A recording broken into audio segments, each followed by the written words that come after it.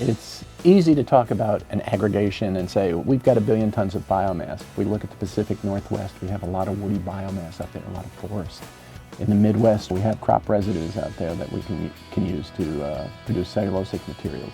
And the development of the bioeconomy, be it bio-based products or integrated biorefineries which produce fuels and products, where they're located will certainly take advantage of the resources that are in that area.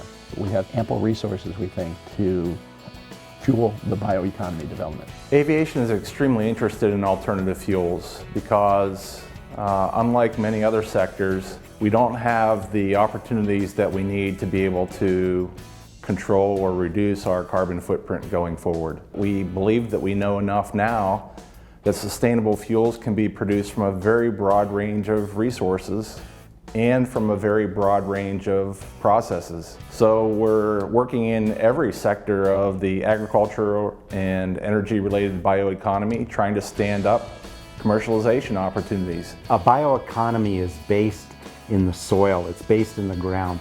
It's not an economy that's readily exportable to another country.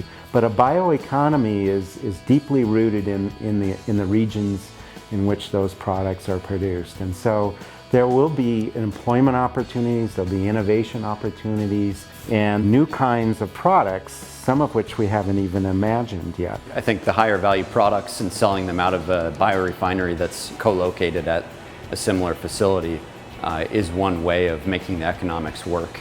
You know, there's these intermediate scales, and so LIGO certainly has benefited from collaborating and working with both the Joint Bioenergy Institute, but also the Advanced Biofuels Process Demonstration Unit, so the ABPDU, and NREL as well. And so all of these facilities provide access across that R&D value chain that enable us to really focus our research and deliver commercial products and commercial processes at the end of the day. All of those are valuable in supporting and delivering on the bioeconomy. It's the chicken and egg scenario that we face relative to having the resources, mobilizing those resources so that they're ready for industry to pick up and utilize those resources in the production of fuels, chemicals, and power. And one way to do that is to provide companion markets so that there's other markets that are providing a market demand for feedstocks that can help build the infrastructure, build the marketplace to be able to provide both to companion markets as well as the fuels market.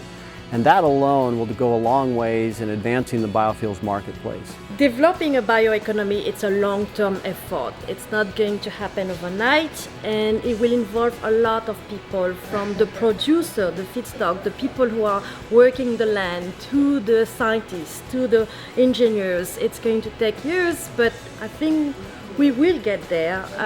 We have to get there because that's the only solution, I think, for the future, for the next generation, to develop a sustainable, clean bioenergy industry.